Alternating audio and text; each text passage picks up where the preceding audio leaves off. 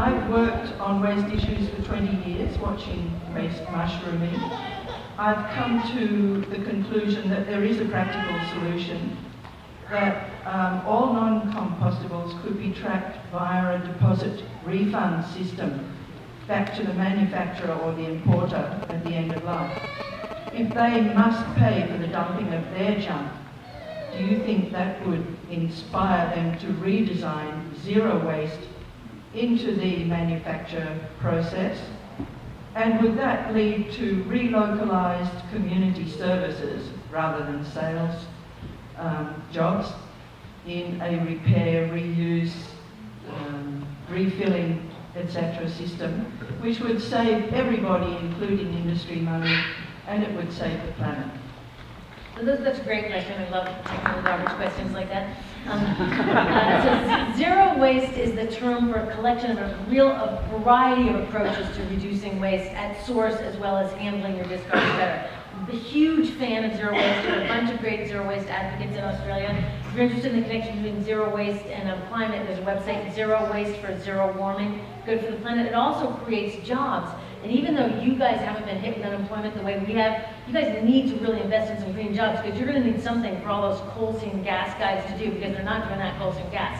So we really need some new jobs out here. And then zero waste is a great way to provide those jobs. But what you're talking about is sending stuff back to the producer.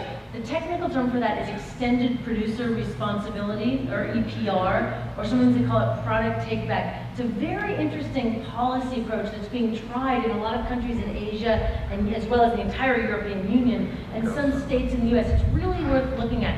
The idea with EPR, extended producer responsibility, is that after your product dies, like your iPhone dies, instead of throwing it in the throwing it in the garbage, if you throw it in the bin, that means you're actually externalizing the cost of the bad design decisions onto the municipality.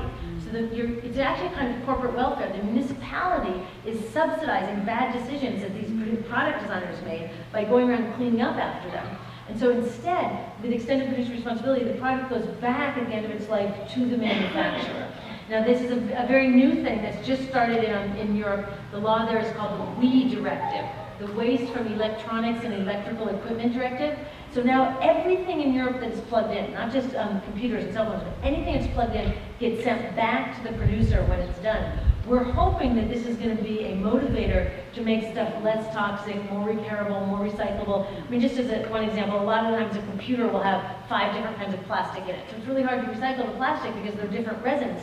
If that goes back to the company, they'll have an incentive to just make one kind of plastic. Just simple design things like that. So the question is, will that work? We don't know. We believe it will, and we're really excited about some of these policies, but we're curious to see what actually does happen. An excellent organization working on this is the Product Policy Institute. If you're interested in it, it's a great thing to organize on locally, because why should you, with your tax dollars, be cleaning up all this poorly designed, toxic-containing, overpackaged, superfluous crap that comes through the system? It's not your job. They make it. They should deal with it.